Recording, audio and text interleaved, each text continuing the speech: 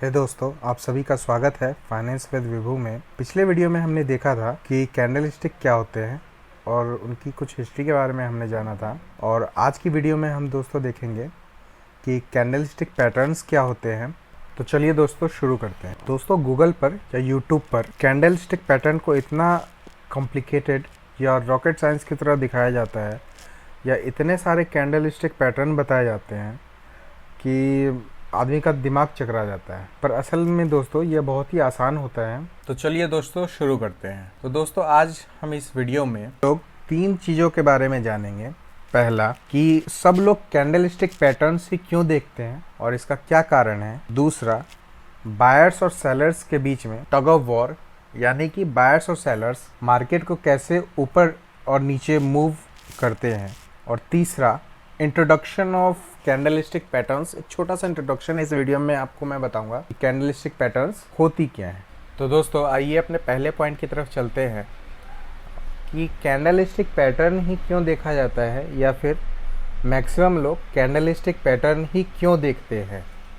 इसका जवाब बहुत ही आसान है, क्योंकि कैंडलस्टिक एक प्रकार का फाइनेंशियल चार्ट होता है जो कि किसी स्टॉक या फिर किसी सिक्योरिटी के प्राइस मूवमेंट के बारे में एक सर्टेन पीरियड ऑफ टाइम के लिए हमें बताता है। दोस्तों, मार्केट कैंडलस्टिक के थ्रू हमसे कम्युनिकेट करता है या कैंडलस्टिक से हमें मार्केट के बिहाइंड द सीन्स के बारे में पता चलता है। कैंडलस्टिक को आप मार्केट का स्माइली भी कह सकते हैं। आइए हम इसे एक एग्जाम्पल के साथ समझते हैं। मान लीजिए कि अगर आपने किसी व्यक्ति के सामने एक प्रपोजल रखा और इस व्यक्ति ने आपको एक स्माइली भेजा जो कि ऐसा है, तो इसका मतलब यह हुआ कि उसको आपका प्रपोजल पसंद आया और इसलिए उसने आपको यह स्माइली भेजा। और ठीक इसके उलट अगर उसने आपको एक गुस्से वाला स्माइली भेजा तो इसका मतलब यह हुआ कि उसको आपका प्रपोजल नहीं पसंद आया। दोस्तों, दोनों ही कंडीशंस में आपको उस व्यक्ति के मन के बारे में पता चल जाएगा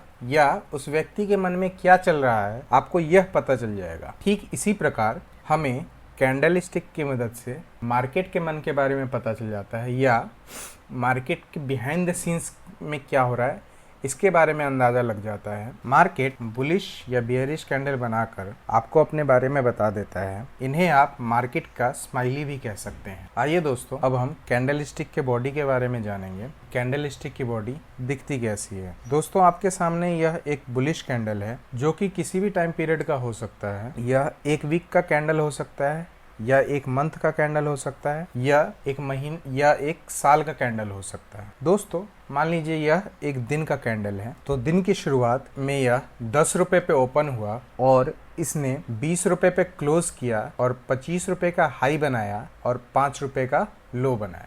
मान लीजिए दूसरे दिन मार्केट गिरता है और उससे एक बेयरिश कैंडल बनेगा। कैंडल का कलर कुछ भी हो सकता है। मैंने एक कॉमन कलर लिया है जिससे आप लोगों को समझ आ सके। आप कैंडल का कलर कुछ भी ले सकते हैं। आप बेयरिश कैंडल का कलर ग्रीन भी ले सकते हैं। तो दोस्तों, यह एक बेयरिश कैंडल है जिसका ओपन 20 रुपए पे हुआ है और क्लोज इसने 10 रुपए पे किया है। हाई इसका 30 रुपए गया है और लो 4 रुपए पर हुआ है। दोनों ही स्थिति में हाई एंड लो सेम रहते हैं और इसके ऊपर जो डंडी है जिसके ऊपर हाई और लो लिखा हुआ है उसे हम कैंडल की शेडो कहते हैं। अब नेक्स्ट दोस्तों देखते हैं टाइप ऑफ कैंडल स्टिक्स। तो दोस्तों, ये कैंडल स्टिक्स में ये 4 वैल्यू होती हैं: ओपन, क्लोज, हाई, लो।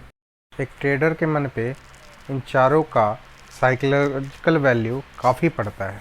क्या एक ऐसा कैंडल हो सकता है? जी हाँ, बिल्कुल हो सकता है। इसका ओपन, लो, हाई, क्लोज एक ही है। अगर मार्केट में कोई मूवमेंट ही ना हो, जैसे सैटरडे और संडे, तो इस प्रकार का कैंडल रहेगा जिसका ओपन, क्लोज, हाई, लो एक ही होगा। क्या ऐसा कैंडल हो सकता है? हाँ जी, बिल्कुल हो सकता है। इसे हम एक हैमर कहते हैं या मार्केट रिवर्सल कैंडल होता है। इसकी बॉडी छोटी होती है, शेडो बड़ी होती है। इसका मतलब यह हुआ कि जब मार्केट खुला वहीं से मार्केट नीचे गिरना स्टार्ट हुआ, लेकिन सेशन के अंत में लोगों ने या बायर्स ने पुल बैक किया और मार्केट को संभाला। क्या एक ऐसा कैंडल हो सकता है? बिल्कुल हो सकता है। यह एक फुल्ली बुलिश कैंडल है या इसे हम मारूबोजू भी कहते हैं। इसमें शेडो नहीं होती या बहुत ही कम होती है। इस कैंडल में बायर्स ने पूरा डोमिनेट किया, यानी कि सेशन जहां से स्टार्ट हुआ मार्केट वहीं से ऊपर चला गया। ऐसा कैंडल हो सकता है? बिल्कुल हो सकता है। इसमें ओपन, क्लोज एंड हाई एक ही जगह होता है और लो नीचे की तरफ होता है, इसे हम ड्रैगन फ्लाइट डोजी भी कहते हैं। ऐसा कैंडल हो सकता है, बिल्कुल हो सकता है। इसमें ओपन क्लोज लो एक ही जगह होता है, बस हाई ऊपर की तरफ है। यह एक रिवर्सल कैंडल है। इसका मतलब यह हुआ कि जहाँ से मार्केट खुला वहीं से ये ऊपर गया, मगर सेलर्स ने इसे नीचे की तरफ खींच दिया। अब हम लोग कुछ बियरिश रिवर्सल कैंडल की तरफ देखेंगे। लेफ्ट वाला कैंडल एक नॉर्मल बियरिश कैंडल है। इसका मतलब मार्केट जब स्टार्ट हुआ तो मार्केट थोड़ा हाई बनाने के बाद सेलर्स ने पूरा डोमिनेट किया और इसे नीचे की तरफ ले गया।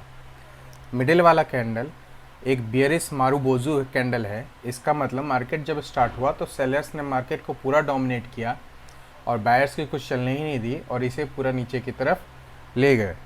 राइट वाला कैंडल को हम शूटिंग स्टार कहते हैं। यह एक रिवर्सल कैंडल है। इसमें जब सेशन स्टार्ट हुआ तो बायर्स ने मार्केट को ऊपर की तरफ ले जाना चाहा, मगर सेलर्स ने बाद में डोमिनेट करके इसे पूरा नीचे ले गए। आइए दोस्तों, अब हम इसे एक चार्ट पर समझते हैं। इस चार्ट में बहुत सारे रिवर्सल साइन हैं जिन्हें हम बाद में देखेंगे। अभी आप लोगों ने यह नोटिस किया होगा कि मार्केट नीचे की तरफ गई है, यानी कि यह एक डाउन ट्रेंड है। दोस्तों अब आप सर्कल में देखिए, यहाँ पर आपको एक बियरिश हैमर दिखेगा जिसका कि ओपन ऊपर की तरफ है और क्लोज नीचे की तरफ। यह एक रिवर्सल कैंडल है। इसके बाद आप दूसरा कैंडल देखिए जो कि एक बियरिश मारुबोजू है। इसका ओपन, इसकी बॉडी बहुत बड़ी है और इसका ओपन ऊपर की तरफ हुआ है और क्लोज नीचे की तरफ। इससे हमें, इस कैंडल को देख के हमें दोस्तों यही पता लगता है कि इस सेशन में सेलर्स ने मार्केट को काफ़ी डोमिनेट किया है और बायर्स को काफ़ी पुशबैक किया हुआ है। ठीक वैसे ही दोस्तों अब हम एक दूसरे चार्ट में देखेंगे। दोस्तों इस चार्ट में आपको अप ट्रेंड दिख रहा होगा, यानी कि मार्केट ऊपर की तरफ गया है। दोस्तों आपको इस सर्कल में बुलिश हैमर दिखेगा। इसका ओपन, जिसमें इसका ओपन नीचे की तरफ हुआ है और क्लोज ऊपर की तरफ। ठीक वैसे ही दोस्तों अब हम एक और कैंडल देखेंगे। दोस्तों अब हम इसमें बुलिश मारुबोजू देखेंगे जिसका कि ओपन नीचे की तरफ है और क्लोज ऊपर की तरफ, और इसके शैडो इसकी बॉडी के मुकाबले काफ़ी छोटे हैं या बिल्कुल भी नहीं है। इस कैंडल को देखकर हमें यही पता लग रहा है कि यहाँ पर बायर्स ने डोमिनेट किया है, यानी कि जितना माल बिका है उससे कहीं ज़्यादा मांग थी। दोस्तों आप इससे यह भी समझ सकते हैं कि यह बायर्स और सेलर्स के बीच में कैसे टग ऑफ वॉर चल रहा है। और दोस्तों एक चीज़ हमेशा याद रखिए कि सेशंस के बीच में कभी ऑर्डर नहीं लगाना चाहिए, यानी कि कैंडल बनने के बाद ही हमेशा ऑर्डर डालिए। तो दोस्तों आज के लिए बस इतना ही। लाइक करिए, शेयर कीजिए और सब्सक्राइब कीजिए, और सबसे इम्पोर्टेंट सीखते रहिए। Good bye.